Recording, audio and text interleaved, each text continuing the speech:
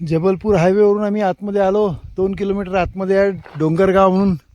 डोंगरगावला असा पायी रस्ता आहे आणि वरती त्या टेकडीवर आश्रम आहे. तिथे आता भोजन प्रसादी घेऊ आणि विश्राम करू.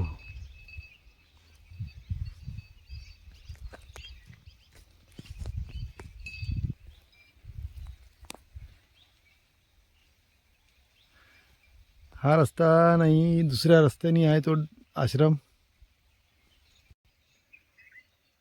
या मार्गाने आश्रम आहे. पुढे डोंगरगाव आहे हे. बेतेरी नर्मदे हर अशा रोडनी आश्रम आहे. आता पुढे जातो आहे आम्ही. इथून हा पूर्ण टेकडा चढवून नंतर खाली उतरायचा आहे आणि तिथे नर्मदेच्या काठावर आश्रम आहे. तिथे दुपारचा आराम करू आणि नंतर पुढे निघू. बायपासवरून अशा रोडनी आलो. आतमध्ये डोंगरगाव म्हणून आहे आणि ही आली नर्मदा मैया. नर्मदे हार असं आलो आम्ही नर्मदा किनारी. रखरखत्या उन्हातून थोडीशी सावली लागली की एकदम सुखद वाटतं. हे नर्मदा किनारी आलो आता. नर्मदा मैयाचा किनारा आहे. खळखळ वाहते नर्मदा माई.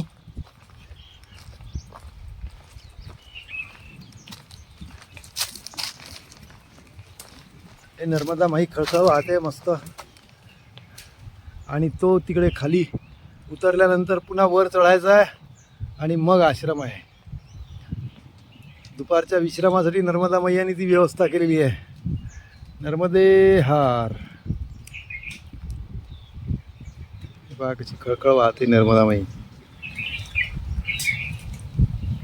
नर्मदे हार.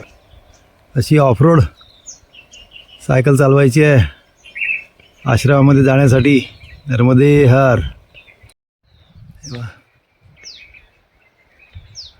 पक्ष्यांचे आवाज, नर्मदा मैयाचा खळखळाट,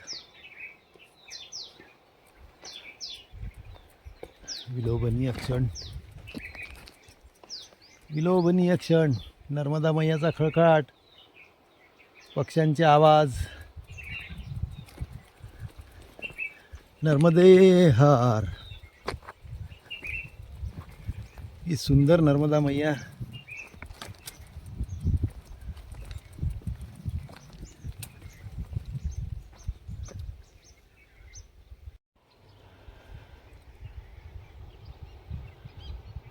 नर्मदा मैयाच्या काठावर, अगदी काठावर हा आश्रम. शेवटी आश्रम सापडला. नर्मदे हार. इथे आम्ही आता विश्राम करू थोड्या वेळ. 1-2 तास ऊन उतरलं की निघू. नर्मदे